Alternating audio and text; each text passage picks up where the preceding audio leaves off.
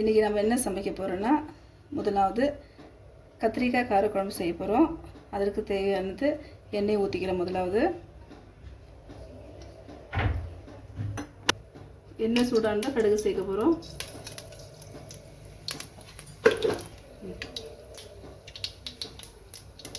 அடுத்து பூண்டு சேர்க்கலாம். அடுத்து கருவேப்பிலை சேர்க்க போகிறோம்.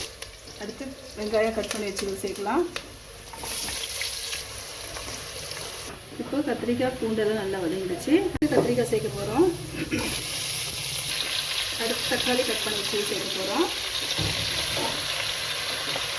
இப்போ கத்திரிக்காயும் தக்காளியும் நல்லா வதங்கிடுச்சு. நம்ம கொஞ்சம் மஞ்சள் சேர்த்துக்கலாம். குழம்புத்தூள் வீட்டில் அரைச்சி வச்ச குழம்புத்தூள் சேர்க்க போகிறோம். இப்போ நம்ம கொத்தமல்லி சேர்க்க போகிறோம். 2 தக்காளி அரைச்சி வச்சுருக்கிறோம், அதை ஊற்ற போகிறோம். இப்போ கொஞ்சம் புளி கரைச்சி வச்சுருக்கோம், அதையும் சேர்த்துக்குவோம். இந்த புளி இப்போ கொஞ்சம் நமக்கு கிரேவி வேணுன்றதுனால நம்ம புளியும் 2 தக்காளியும் அரைச்சி ஊற்றிக்க போகிறோம். இப்போ நம்ம நல்லா மிக்ஸ் பண்ணி கொடுத்தாச்சு. கிரேவி எவ்வளோ வேணுமோ அவ்வளோ தண்ணி வச்சுங்க. எங்களுக்கு தகுந்த மாதிரி நாங்கள் வச்சுட்டுருக்குறோம். நீங்களும் அதே மாதிரி வச்சுங்க. உப்பு கரெக்டாக இருக்கான்னு பார்த்துங்க.